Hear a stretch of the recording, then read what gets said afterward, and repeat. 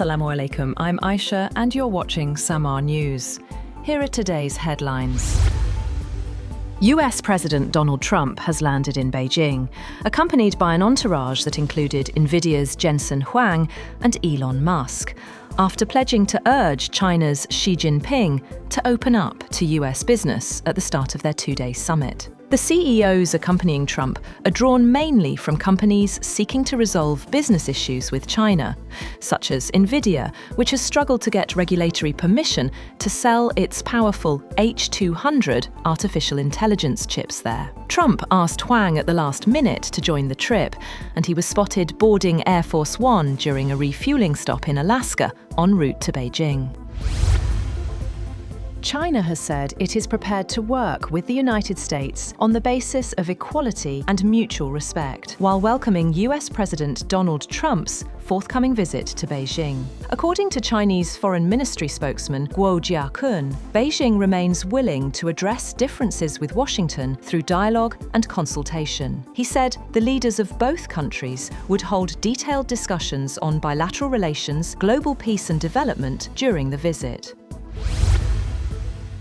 However, China has reiterated its strong opposition to US arms sales to Taiwan, calling on Washington to honor its commitments ahead of US President Donald Trump's arrival for a summit in Beijing. The US is bound by law to provide Taiwan with the means to defend itself, despite a lack of formal diplomatic ties. Zhang Han, a spokesperson for China's Taiwan Affairs Office, said Taiwan is an internal issue and a matter for the Chinese people. She said Beijing firmly opposed the United States engaging in any form of military ties with China's Taiwan region and selling it weapons. She added that this position is consistent and unequivocal.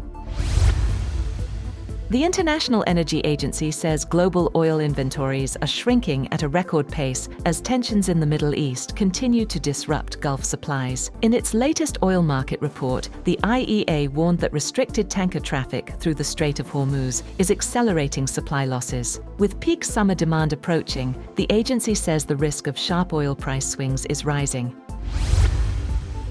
Pakistan has received a fresh $1.3 billion tranche from the International Monetary Fund under the EFF and RSF programs, providing support to foreign exchange reserves as budget talks for the new fiscal year officially begin. The amount was received by the State Bank of Pakistan and will be included in the country's foreign exchange reserves for the week ending May 15th. According to details, $1.1 billion has been received under the Extended Fund Facility Loan Programme, while $200 million has been received under the Climate Financing Programme. US President Donald Trump has said that Americans' financial struggles are not a factor in his decision-making as he seeks to negotiate an end to the Iran war, saying that preventing Tehran from acquiring a nuclear weapon is his top priority.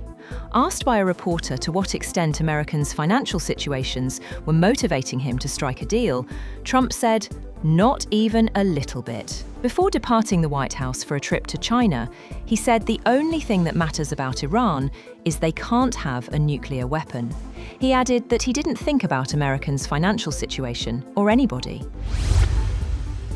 At least 12 people, including 2 children, have reportedly been killed in a series of Israeli strikes across Lebanon. The attacks targeted vehicles in southern Lebanon and areas near Beirut as fighting between Israel and Hezbollah continued despite a US-mediated ceasefire. The violence comes ahead of a new round of US-backed talks between Lebanon and Israel. Russia has launched a major daytime drone assault on Ukraine, killing at least 3 people and targeting critical infrastructure across several regions. Ukrainian officials said the strikes were aimed at overwhelming air defenses, while neighboring Poland scrambled fighter jets as a precaution amid the escalating attacks. That's all for now. For more updates, visit www.samaa.tv. Thank you for watching SAMAA News.